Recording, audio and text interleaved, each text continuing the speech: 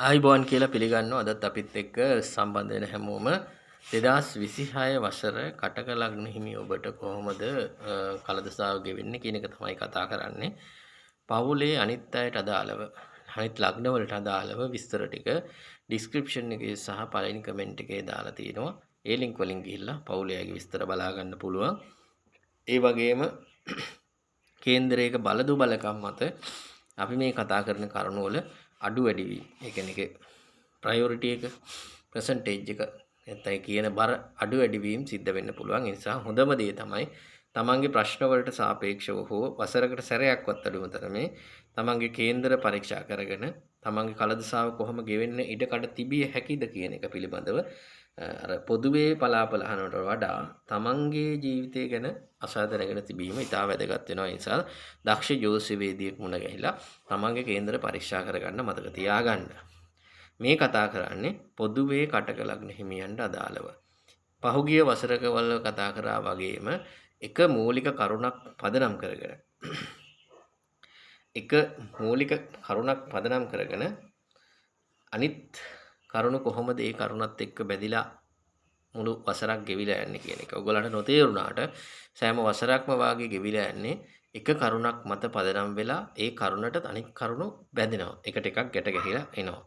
අන්නේ මූලික කරුණ මොකක්ද කියලා අපි හඳුනාගෙන තිබුණොත් අපිට වසර පුරාට ඇති වෙන ප්‍රශ්න බොහෝමයකට නිවැරදි උත්තර වලට දෙන්න පුළුවන්. නිවැරදිව නැත්තම් හරි විදියට මුහුණ දෙන්න හැකියාව තියෙනවා. ඒ කියන්නේ ප්‍රශ්න අර උඩුදුවන්න දෙන්නේ නැතුව ප්‍රශ්න කරදර වැඩි කෙනාටත් ප්‍රශ්න කරදර අඩු කෙනාටත් හරි සාර්ථකව ජීවිතේට මුහුණ දෙන්න අවස්ථාව තියෙනවා. කියන්නේ මං කියේ උපතින් බලය වැඩි කෙනා වුණත් අඩු කෙනෙක් වුණත් සාර්ථකව වසර ගවසක් කරන්න එයාට අවස්ථාවක් හම්බෙනවා. මේකේ ප්‍රධාන කාරණා බවට පත් වෙන්නේ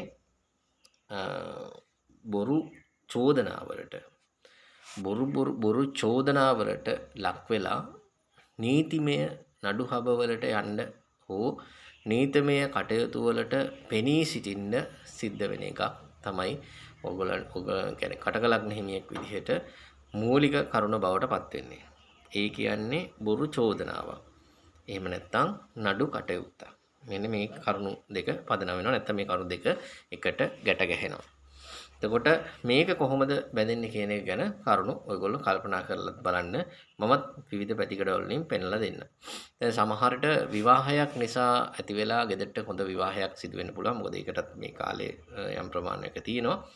එතකොට ඒ විවාහයෙන් ඇති වෙලා ආව කෙනා නිසා නැත්නම් විවාහයේ මත පදනම් කරන නැවත එතන ඇතිවෙන යම් කිසි කටයුත්තක නිසා බොරු චෝදනාවට ලක් වෙලා එහෙම එකක් වෙන්න පුළුවන්. ඊළඟට සමහර හොරෙන් කරන්න යන හොර වැඩ කියලා තියෙනවනේ ඉතින් මිනිස්සු ගාව නේ. හොරෙන් කරන්න යන වැඩ කටයුත්ත. සමහරට හොර වැඩකුත් නෙමෙයි. අවේලාවේ ගමනක්. අපි හිතමු 6:00මාර අතෙන් පස්සේ කරෝලේ කොහේ හරි ගමනක් යනවා. ඔය යන අතරතුරේක දැන් මේක අප්‍රසිද්ධව හොරෙන් කරන වැඩක් නෙමේක. يعني හොරෙන් වගේ වැඩක් නේ බලන මිනිහට පේන්නේ එහෙම. එතකොට එහෙන් ගියාට පස්සේ දැන් යනවා දැක්ක කවුරු හරි. දැක්කහම ප්‍රශ්නයක් එතන ඇති වෙනවා. එතකොට චෝදනාව වෙනවා අහවල් කෙනා මෙතනින් ගියා කියලා බොරු චෝදනාවක්. එයාද වෙන්නේ නැති මේක අරන් යන්නේ නැත්තේ. එයා වෙන්නේ නැති මේක හොරකම් කරන්නේ නැත්තේ. ආදී වශයෙන් විවිධ දේවල් පටබැදෙන්න පුළුවන්. දැන් ඉස්කෝලේ දරුවෙක් ගෙන ඕන තරම් ඒ වගේ සිදුවීම් වෙන්න පුළුවන්. එතකොට සමහර නිලතල බලතල ගන්න කරන තරඟ කටයුත්තක් වෙන්න පුළුවන්. සමිතියක නිලතලයක් වෙන්න පුළුවන්. නැත්නම් රටේ දේශපාලන මොන හරි දෙයක් වෙන්නත් පුළුවන්. ඒකටත් අර වාගේ චෝදනා මත බොරු චෝදනා මත නීතිමය පියවර දක්වාම මේ දේවල් ඉස්සරහට යන්න පුළුවන්. එහෙනම් ඊට අමතරව මේ කරුණුත් එක්ක බැඳිච්ච කාරණා මොනවද කියලා බලමු. ආදායම් තත්ත්වය හොඳ අතට හැරිලා තියෙන කාලයක්. එහෙම ගැටලුවක් නැහැ. හැබැයි ඒක අර වාගේ දේවල් කරන්න ගියොත් නාස්ති වෙන්න පුළුවන්. මොකද නීතිමය පැතිකඩ වලට යන්න ගියොත් නිස්කාරණේ නීති සඳහා වියදම් කරන්න සිද්ධ වෙනවා. ඒක අපරාධයක් කරගන්න නැතුව යන්න ඕනේ. අර හොරෙන් කරන්න යන එකත් නවත්ත ගන්න ඕනේ. නවත්ත ගන්න කියලා කියන්නේ කරාට කමක් නැහැ. හැබැයි ඒවා නීතිමය පසුබිම නිවැරදිව. ඒ කියන්නේ ඒතකොට හොරයක් එළි වුණත් Tamanට ඔප්පු කරන්න දෙයක් තියෙනවා. දැන් සමහර අය ව්‍යාපාර ආරම්භ කරන්නේ හැමෝටම කියලා නෙමෙයි. එහෙම හැමෝටම කියලා ව්‍යාපාර තියා පවුලේ අයට කියලාවත් මුකුත් කරන්න බෑ. කිව්වහම වෙන්නේ ඒ සල්ලි වෙනත් දේවල් වලට වියදම් වෙනවා. නැත්තම් ඒ කාලය අපිට වෙන දෙයකට යොමු කරන්න සිද්ධ වෙනවා. හැබැයි නොකියා අපි හොඳ දේවල් ආරම්භ කරොත් ඒක අනාගතයට වටිනාකමක් තියෙන්න පුළුවන්. හැබැයි ඒ කරන දේ මතක තියාගන්න නීත්‍යානුකූල වරදක් නොවන විදිහට නීත්‍යානුකූල සියලු කරුණු සාක්ෂි සාධක සහිතව තමයි අපි කරගෙන යන්නේ. එතකොට ඒ හොරයක් එළියට ආවත් Tamanට හානියක් සිද්ධ වෙන්න තියෙන සම්බන්ධතාව අඩුයි.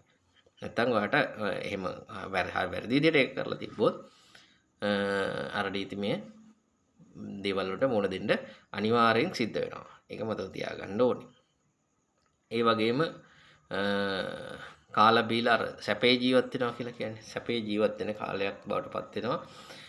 අර මේෂ ලග්න හිමියන්ට මට මතකයි කිව්වා මේ කුෂිකර්මාන්තයේ පැත්තට යොමු වෙන්න කියලා තිබ්බා. ඔයගොල්ලෝ ගිහලා බාඩ මේෂ ලග්න හිමියන් ගැන කියපු දේ.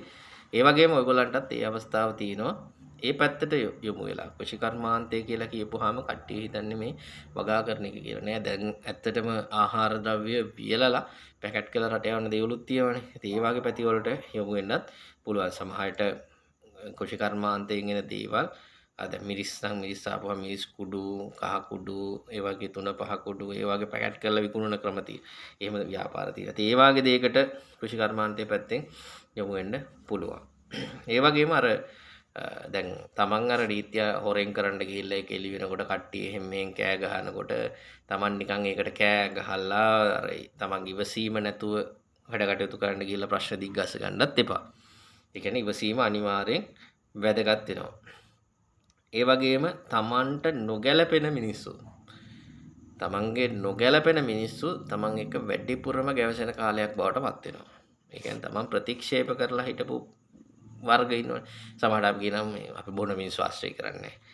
මේ මිනිස්සු හොඳ නැහැ කියලා. හැබැයි මේ මිනිස්සුම තමයි මේ වසරේදී ආශ්‍රය කරන්නේ. අන්න ඒ වගේ නොගැලපෙන මිනිස්සු ආශ්‍රය කරන්න ලැබෙන අවස්ථාව වැඩි.